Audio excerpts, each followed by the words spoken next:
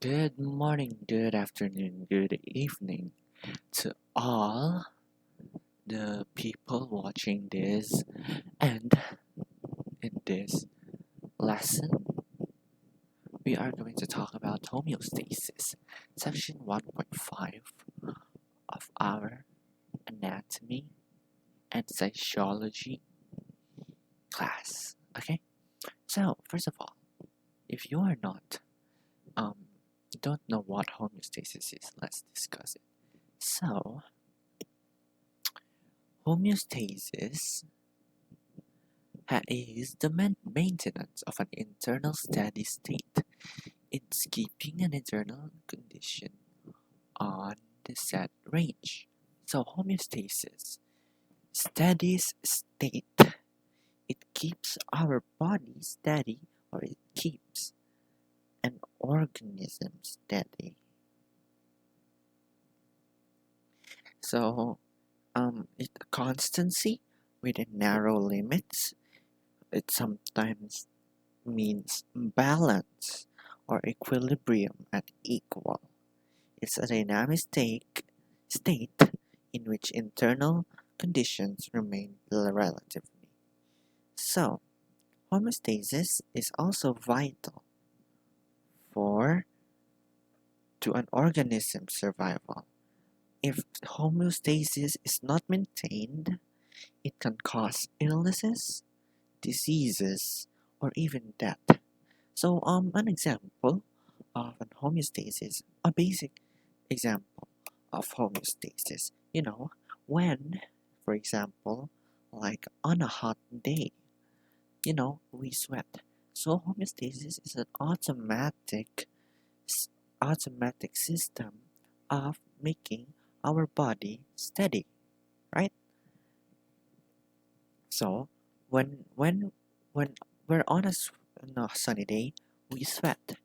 So that's a way to cool down our body.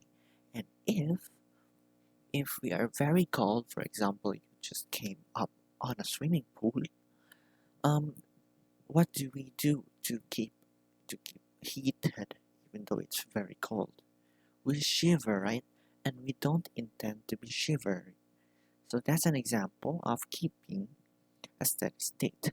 Our body keeps our temperature normal, or some organisms, some animals keeps their body normal to keep us alive, to prevent illnesses, diseases, and so on and so forth.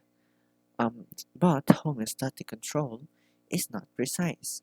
It maintains a normal range rather than an absolute value or a set point. Like for example, the blood pH levels between 7.35 and 7.45, but the set point is 7.40. So that's like the the average of that, right? Yeah. And we have three components of homeostatic system, or homeostatic regulation. So this homeostatic regulation involves feedback mechanisms. We have negative feedback and positive feedback.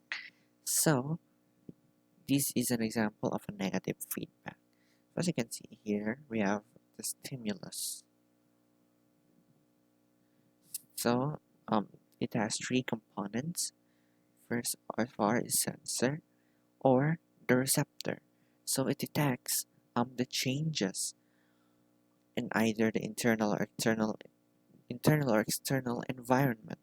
For example, if the stimulus is if someone taps you on the back, then your sensor or your receptor will know that someone tapped you. Okay? You know that someone tapped you. Next is the control center, or control. So, when a sensor knows something, it goes into the control center. This is where it receives and processes the information and supplies that, it receives and processes the information supplied by the receptor, and this control center sends out commands to respond to the effector. So the effector responds um, the receptor responds to commands by opposing stimulus. Okay? Okay, like to summarize this.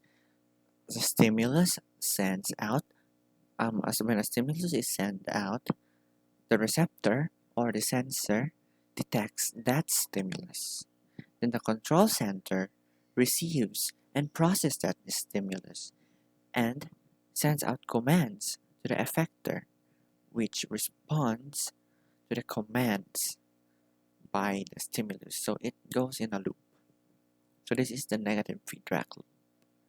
Another example, this is uh, um, for example, this is an example of the body temperature regulation. Another negative feedback. Negative feedback. So, by the way, negative feedback, if you don't know, provides stability to the body. This is literally just what homeostasis means. Okay, so for example, when our body temperature exists at 37 degrees, that's above normal, so this is tend to be very heated. Then, nerve cells in skin and brain detects this. That's the sensor part. Detects this that we have 37 37 37 37 degrees. It detects it. Then control temperature regulatory center in brain. So it goes into the temperature regulatory center goes into the brain. So it goes to the control center, which receives, this is where it receives and processes information supplied by the nerve cells, its skin and brain. Okay? Then the effector, the response of this, produces sweat glands throughout the body, which is why, so this is the effect of the body temperature exceeds into 70. So this is like the cause and effect, and this is the process of it. So this is the sensor, control, and effector. Okay, next we also have by the way, let's talk more about negative feedback mechanisms. As I said, it provides stability. It shuts off. It shuts off or reduces the original stimulus. For example, we have here 37 degrees. It reduces this into a temperature that is low at body temperature, normal body temperature. Negative feedback mechanisms also helps to stabilize situation, which is very essential for homeostasis. Um, um, um, an example of negative feedback mechanisms is body temperature. This is one examples. Heart rate. When we have higher heart rate, um, our body tends to keep it down. For example, we're at high blood. For example, breathing rates and depth. For example, if we run 1,000 kilometers, oh that's a lot. If we run 1,000 kilometers, our breathing rate will go low. So that's why we breathe faster to keep it homeostasis, to keep stability. And we also have blood glucose levels, blood glucose levels, which is also essential so that a blood sugar in our body is not too low or not too high. Next, we have is the positive feedback. Next, we this positive feedback mechanism. Positive feedback mechanisms is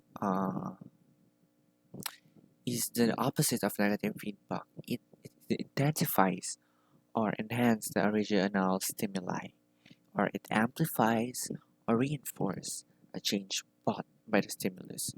So this is very different from negative feedback. Negative feedback tends to reduce it or keep it the same, but positive feedback accelerates it or intensifies it.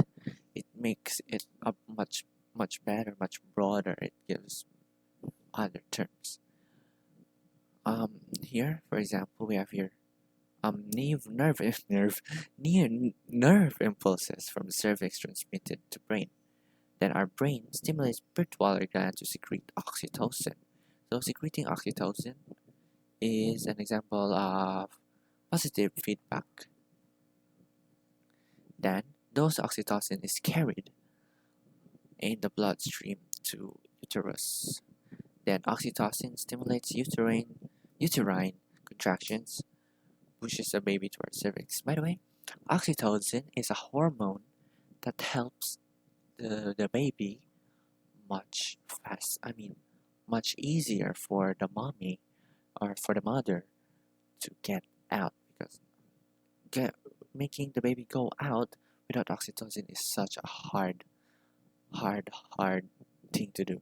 Then the head of a baby pushes against the cervix and those goes on a cycle.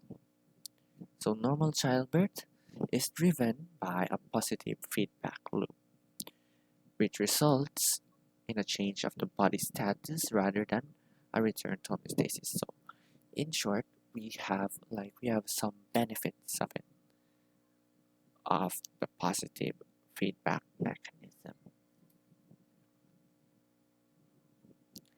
Okay? Okay. So that's it.